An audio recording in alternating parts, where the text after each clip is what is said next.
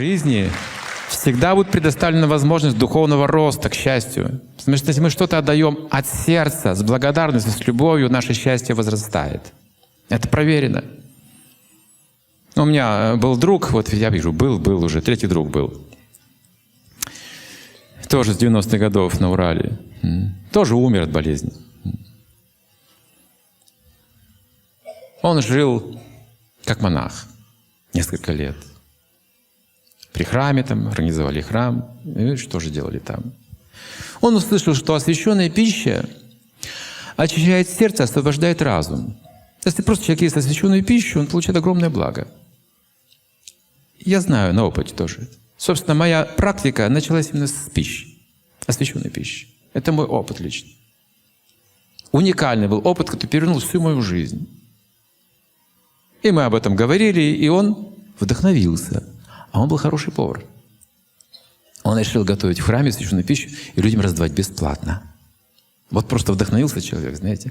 А это и невозможно. Если вы хоть раз в жизни пробовали освященную пищу, следующее, что вы захотите, кого-то угостить обязательно. Попробуйте это.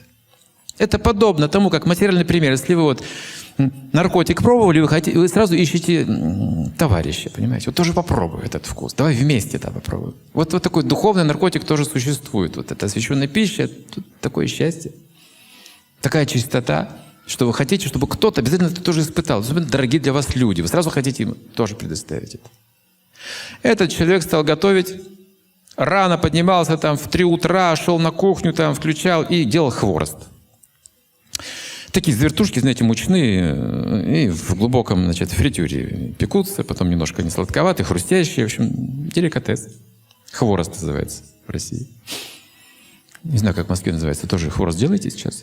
Сейчас чего только нет, знаете, а вообще хворост нужно делать. И он брал таз, так по-простому, знаете, 90-е годы, представьте, зима, Урал. Он в таких шафрановых одеждах выходил специально, чтобы люди узнавали его.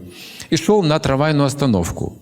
Ну, люди там на трамвае идут, вот к 8 утра, на работу, там завод какие-то, там толпы просто, битком набитые трамваи. Он прям в битком набитый трамвай с этим тазом. Еще весь вагон на него кричал, то что-то с тазом еще залез кто-то какой-то тут оранжевый вообще, что-то тут. А он говорит, это для вас, угощайтесь.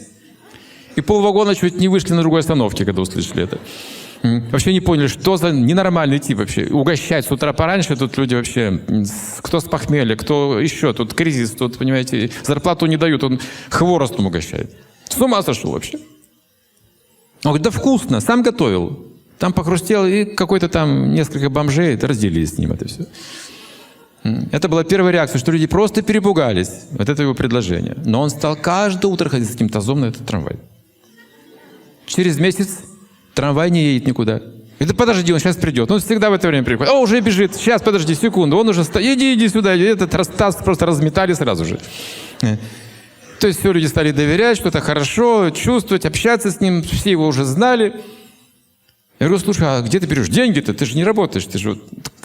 Я, говорит, не знаю. Я говорю, раздаю. Они просто сами бросают тут в этот таз потом. Полный таз этих бумажек потом несу и снова готовлю, и снова раздаю. То есть процесс может начаться, бывает, с трудом. Если мы никогда этого не делали вот в таких как бы масштабах, а все при себе держали, люди не будут сразу доверять.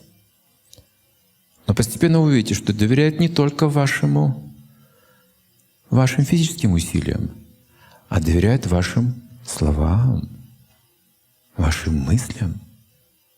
Вам больше доверяют, чем собственным родственникам. Почему? А потому что вы на самом деле хотите блага людям. На самом деле достигли этого. Через эту деятельность вы достигли этого состояния сострадания. Ради людей помочь. Взять на себя какую-то аскезу, какой-то труд.